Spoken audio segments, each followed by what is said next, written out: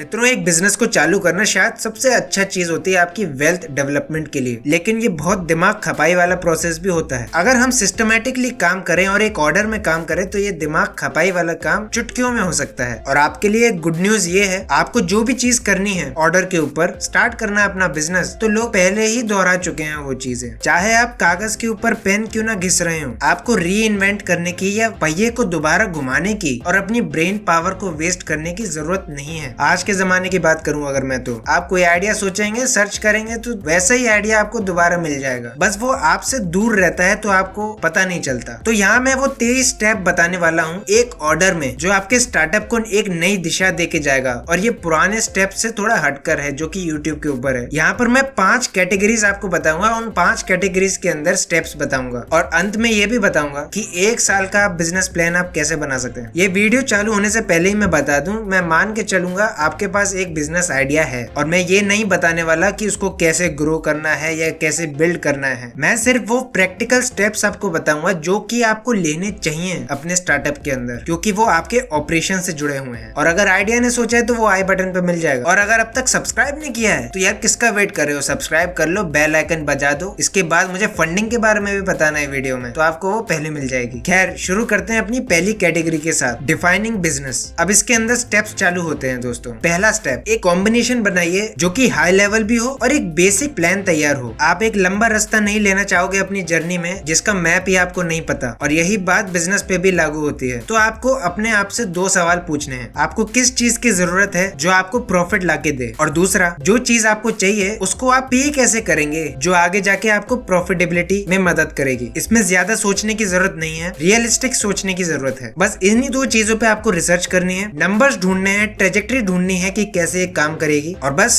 Pen को paper पे घिसना है। और मैक्सिमम से मैक्सिमम 1 महीने में अगर आप ध्यान दें तो आपका एक high level basic business plan तैयार हो जाएगा। इसी कैटेगरी के अंदर दूसरा स्टेप आता है नाम। मित्रों, नाम एक ऐसी चीज हो गई है कि हर छोटी से छोटी चीज का नाम है, और लोग बिजनेस का नाम रखते हुए ही सबसे बड़ी गलती कर देते हैं। इसको सबसे ट्रिकी स्टेप माना जाता है, क्योंकि नाम ही डिसाइड करता है कि आपकी ग्रोथ कैसे होगी और कैसे आपका एसईओ बेटर होगा। अगर हम ऑनलाइन की बात करें तो हमें नाम परफेक्ट नहीं चाहिए, बस वो इतना फैंसी होना चाहिए कि वो गूगल, याहू, किसी भी ब्राउजर पे पहले नंबर पे आ जाए। और नाम आप कैसे चूज कर सकते हैं? सबसे पहला, आपको कॉन्फिडेंट रहना जरूरी है। दूसरा, कुछ यूनिक नाम सोचना है, क्योंकि गूगल भी कहता है यूनिक चीज को वो पहले प्रेफर करते हैं। तीसरा, वो नाम जो है वो मेमोरेबल होना चाहिए, जो ब्रांडिंग में काम आता है। जैसे हम देखते हैं राइमिंग में टिकटॉक, कोका कोला, तो ये नाम जो है वो याद रह जाते हैं। और उसी नाम का .com भी होना चाहिए। अगर आप कहेंगे तो मैं ब्रेनस्टॉर्म वीडियो बना दूंगा कैसे आप नाम चूज कर सकते हैं। बढ़ते हैं अगले कैटेगरी की तरफ, क्रिएटिंग बिजनेस मार्केटिंग कोलेटरल। तीसरा स्टेप मैं आपको बताने जा रहा हूँ। आपको एक डोमेन बाय करना है, जो कि सबसे क्रिटिकल पार्ट होता है किसी भी स्टार्टअप के अंदर। आपके बिजनेस पे डिपेंड करता है कि आपका यूआरएल कैसा होगा। ये उतना ही इंपॉर्टेंट है जितना आपका एक एक्चुअल नेम बिजनेस का। जितना ज्यादा आपका बजट होगा उतना ज्यादा आप डोमेन पे खर्च करें। डोमेन बन गया, जल्दी से जाकर चौथा स्टेप आपको इम्प्लीमेंट करना होगा, वो है एक सिक्योर सोशल मीडिया अकाउंट बनाना हर प्लेटफॉर्म पे। ये इसलिए क्योंकि यार आपने नाम सोच लिया,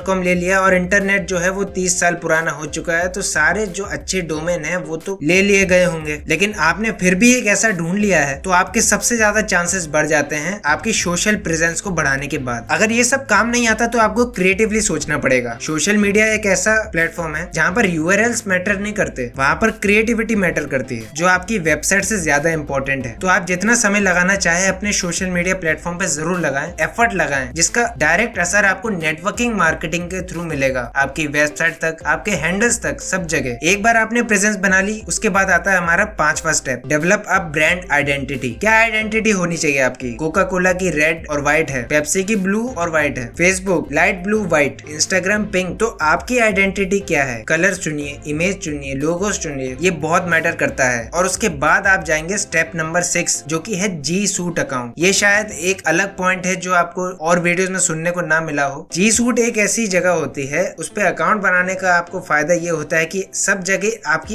एक ही जगह मैनेज हो जाती है। एक ऐसा ही अकाउंट है जो इसकी वीडियो मैंने पहले भी बनाई हुई है, ऊपर आई बटन और डिस्क्रिप्शन बॉक्स पे आपको देखने को मिल जाएगी वो वीडियो। तो एक ही जगह से आप मैक्सिमम चीजें हैंडल कर सकते हैं। स्टेप नंबर 7, आपने ये सब कर लिया, अब बस एक बेसिक फाउंडेशनल वेबसाइट की जरूरत है जो कि ट्रैफिक जनरेट करे, जो आपके सोशल मीडिया से आ रहा है उसको वेबसाइट तक पहुंचाए, और जो वेबसाइट पे आ रहा है उसको अपने सोशल मीडिया तक पहुंचाए। पहुंचाए, ताकि टू वे एंगेजमेंट बनी रहे। आपकी वेबसाइट बड़ी हो सकती है, छोटी हो सकती है, लेकिन नाकारा और नाकाबिल नहीं हो सकती। अगर आप खुद नहीं कर सकते तो एक फ्रीलांसर हायर कीजिए, और अगर फ्रीलांसर भी हायर नहीं कर सकते तो खुद ही कुछ बेसिक टूल्स सीख लीजिए। वर्डप्रेस उसका सबसे बड़ा एग्जांपल है। ब्लॉगर, ये ऐसे टूल्स हैं जहां पर आपको किसी भी थर्ड पार्टी बंदे की जरूरत नहीं पड़ेगी। wix.com भी आप ट्राई कर सकते हैं। आपकी आइडेंटिटी अब ऑनलाइन पे बन चुकी है, प्रेजेंस आ चुकी है, अब आपको जरूरत है फिजिकल लाने की। तो स्टेप नंबर 8 आता है बिजनेस कार्ड्स। और आपको कैसे मार्केटिंग के लिए बिजनेस कार्ड बनाने चाहिए वो वीडियो आई बटन पे है। आप वैसे मत बना देना जो कि हमारे में बहुत फेमस चलते हैं। आपको क्रिएटिवली सोचना पड़ेगा। आप खुद सर्च करके देख लो यार, गूगल सर्च पे ऐसे ऐसे क्रिएटिव बिजनेस कार्ड मिलेंगे। लोग मजबूर हो जाते हैं जाने के लिए। उनकी वेबसाइट, उनके हैंडल्स, उनकी जगह, उनकी एड्रेस, सब जगह वो बस देखना चाहते हैं कि कैसे ये काम करते हैं, मात्र एक बिजनेस कार्ड को देखकर। और वैसे भी आजकल स्क्विड गेम कार्ड तो वैसे ही चल रहा है, तो ट्राई आउट जरूर कीजिए। बढ़ते हैं हमारी तीसरी कैटेगरी की तरफ, अपने बिजनेस को लीगली स्क्वेयर्ड अवे कैसे करें, यानी कि ये है स्टेप नंबर 9। आपका ये पूरा बिजनेस सेटअप हो गया, और अगर आप सीरियस हैं तो यहाँ इस लेवल तक पहुंच चुके होंगे। आपको जरूरत है अब एक अकाउंटेंट की या एक अटॉर्नी की। लोगों को लगता है कि बहुत बात का काम है, बाद में देखेंगे, लेकिन जितना जल्दी आप करें उतना अच्छा होगा। आप अपने आप को तो बचाएंगे ही एक ऐसे एनवायरनमेंट से जहाँ पर बिजनेस की गति रुकने का डर रहता है, और एक लीगल टैक्सेशन पॉलिसी के तहत आपको ये करना भी चाहिए। वैसे अगर लीगली कोई आइडिया अगर आप सोच रहे हैं तो उस आइडिया का लिंक भी आई बटन पे मिल जाएगा। आपने एक अटॉर्नी बना ली, एक अकाउंटेंट हायर किया, अब जरूरत है स्टेप नंबर 10 की, LLC सेटअप करने की। इसके दो तरीके हैं करने के, या तो आप अटॉर्नी से करवा लीजिए या तो ऑनलाइन लीगल सर्विसेज का सहारा लीजिए। दोनों में से आप कोई भी चूज कर सकते हैं। दोनों में ही LLC जो है सिंपली आपकी बन जाती है, और ये एक बहुत अच्छा तरीका है पैसों को सेव करने का। आप इसके लिए यूज कर सकते हैं लीगल ज़ूम जैसे कुछ प्लेटफॉर्म्स हैं, लेकिन मैं आपको प्रेफर करूंगा कि आप एक अटॉर्नी के थ्रू ही जाएं। उसके बाद स्टेप नंबर 11 की तरफ बढ़ते हैं, जो कि है EIN को लेना। EIN क्या होता है? एम्प्लॉयर आइडेंटिफिकेशन नंबर, जो कि आपको ध्यान रखना होगा जब भी आप LLC बुक करते हैं। तो ज्यादातर ये दोनों सेम प्रोसेस पे ही होती हैं, क्योंकि बिजनेस बैंकिंग आप एक साथ करेंगे ही अपने बिजनेस के अंदर। इस नंबर का आप यूज कर सकते हैं अपने टैक्सेस फाइल करने के लिए, जो कि TDS के रूप में आपको वापस मिल जाएगा। तो ये बहुत जरूरी है एक स्टार्टअप या बिजनेस के लिए कि वो लीगली जाए। बढ़ते हैं स्टेप नंबर 12 की तरफ, जो कि है ऑपरेटिंग एग्रीमेंट बनाना। अब ये ऑपरेटिंग एग्रीमेंट क्या होता है? अगर आप अकेले भी चला रहे हैं अपनी कंपनी तो आपको एक ऑपरेटिंग एग्रीमेंट चाहिए मांगता है, और अगर आपके साथ कोई काम भी कर रहा है बिजनेस के अंदर तो आपको डेफिनेटली लीगल नेचर तो चाहिए यहाँ पर। ये बस एक ऐसा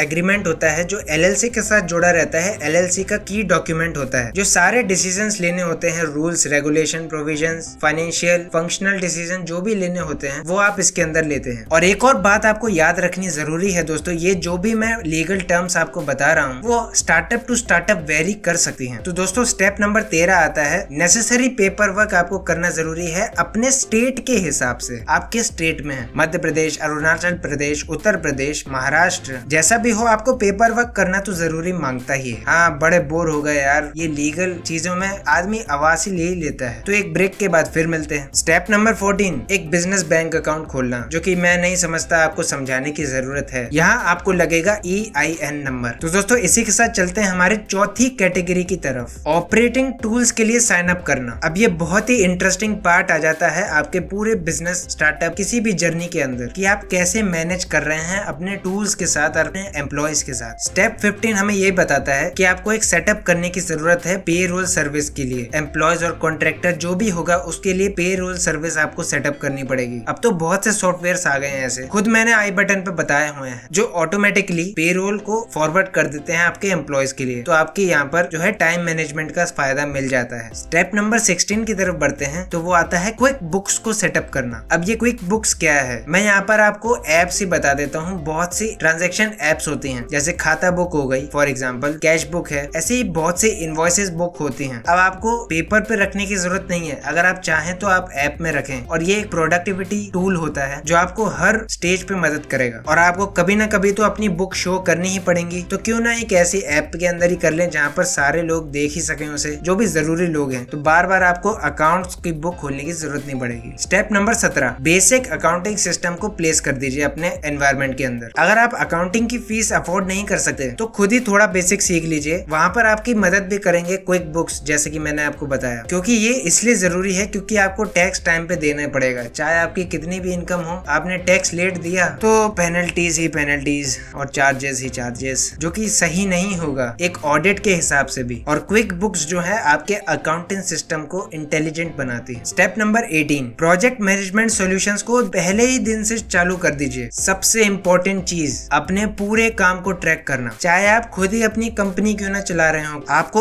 ऑपरेट करना पड़ेगा एक ऑर्गेनाइजेशन की तरह ही। और सबसे अच्छी आदत बताऊं क्या है? हिस्टोरिकल इंफॉर्मेशन को संभाल के रखना, जो आगे जाके आपकी डेटा एनालाइजेशन में मदद करेगी और आपकी कंपनी को एक बूस्ट देगी। क्योंकि नए लोग जुड़ेंगे आपके साथ, वो वैल्यूएबल होंगे कि नहीं होंगे, लेकिन आपकी प्रोजेक्ट मैनेजमेंट ही बताएगी कि वो वैल्यूएशन कहां तक जाएगी। बढ़ते हैं नंबर 19 की तरफ। एक इंटरनल विकी सिस्टम आपको पहले दिन से इम्प्लीमेंट करना होगा। अगर आप कभी भी अपना स्टार्टअप को स्केल करना चाहते हैं ना, तो आपको अपना दिमाग भी स्केल करना पड़ेगा। और दिमाग स्केल करने के लिए आपको एक विकी की जरूरत पड़ेगी। लेकिन ये विकी है क्या? विकी सिस्टम्स होते हैं जो कि फ्यूचर में बड़े हेल्प करते हैं आपके इंस्टेंट एक्सेस डिसीजन लेने के लिए। यानी ये एक ऐसा टूल होता है जो आपके बिजनेस प्रोसेसेस को ट्रांसपेरेंट रखता है। बिजनेस ओनर को कभी कभी टफ कॉल्स लेनी पड़ती हैं, तो ये एक बहुत अच्छा रहता है कि आप एक अपील कर सकते हैं आपकी प्रोसेस के साथ, क्योंकि आपने औरों को भी बता रखा है, जो कि वो इंफॉर्मेशन सबके साथ अवेलेबल है। स्टेप नंबर 21 है कॉन्फ्रेंस कॉल नंबर को सेटअप करना। बहुत से बिजनेस कॉन्फ्रेंस कॉल को बड़ा ही लाइटली ले लेते हैं और उसके बाद उनका मैनेजमेंट जो है वो ठप हो जाता है। तो भैया कभी भी मीटिंग हो सकती है, कॉन्फ्रेंस कॉल रखना बहुत जरूरी है ताकि इंस्टेंटली लोग ज्वाइन कर सकें। स्टेप 22,